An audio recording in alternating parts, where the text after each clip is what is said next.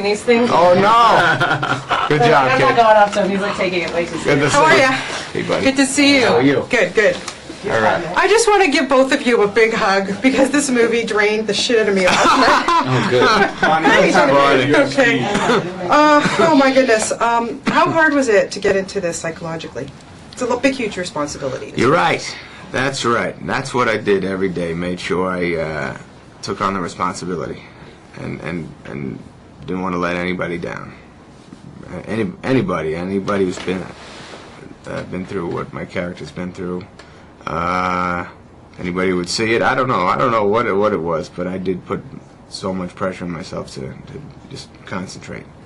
Don, what was that like to kind of stand back and watch this guy in action? And some of those scenes, I don't know how you kept a dry eye. Well, I mean, we're in character, and it's obviously we've got to, do what the story dictates and what the story requires. But it was good to see how serious he took it, and it was great to sit across from him and watch him work. You know what I mean? There was no comedian in there doing bits. He was taking it very seriously, and I was proud to be in the movie with him. They say that comedy is harder to do than drama, but I don't know. How do you guys respond to that? You've both done both. Let's go with drama's harder. I was gonna say comedy's harder. See? I think comedy's harder to get right.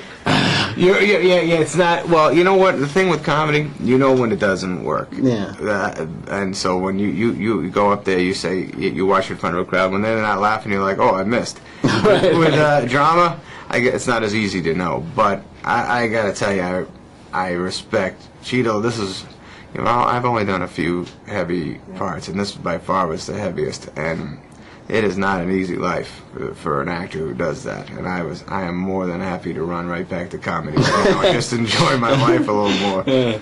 Both being parents, too. How did this affect you guys? This was a hard movie. Oh yeah, man.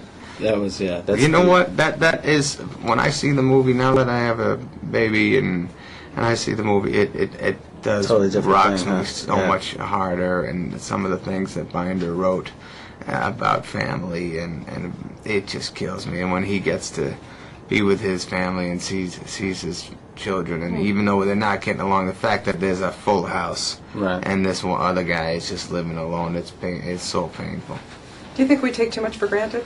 Absolutely. I mean, I think we're kind of conditioned to do it, and it's hard to live a thankful existence every minute of the day, at every hour of the day. But I think at every point in the day, if you can stop, I know somebody who at 4:10 every day would just kind of stop and go, "Thank you," and it's like that's a very necessary thing to do. And like Adam was saying, one of the most difficult things about the story is that he says he had this, this stupid argument with his wife right before the incident happens, and that you never get that back, and that sends you out the door every morning. I try to make sure, no matter what has happened, that I kiss, hug, bye. That's cool. Because that's the worst. Selfishly, you would hate if that happened. Yeah, I mean, how does working on a film like this, Adam, change you as a person? I can't imagine at the end of the day you're like, okay, going home. I mean, yes, you let it go, but this is just an unbelievable story. It really makes you think. It's just... Yeah, you're right. You're right. The cool thing is when you see the movie, when I've seen the movie, it does make you go home and do the right thing for your family so much, 100%.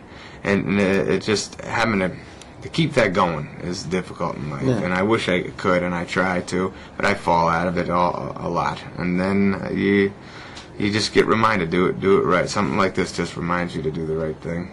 How important is it, yes, to have family, but how important is it to have that one best friend? Well, it's good to have.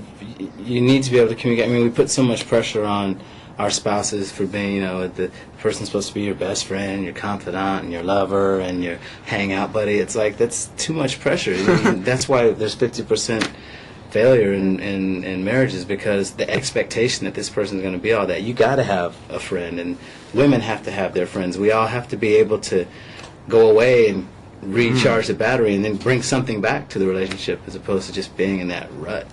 That's why God created Vegas. There you go. There you go. And do you That should boys? be on the poster. I think that would be great on the poster. Let in Let it be unexpected. unexpected. Vegas. Vegas. Rain over me, Vegas. We'll do it like CSI. Let me do Rain over me, Vegas. That's fun. Do you guys have to check with your wives before you go out and hang with your friends? Yeah, keep that off the poster, Yeah, actually. maybe that's not a good idea.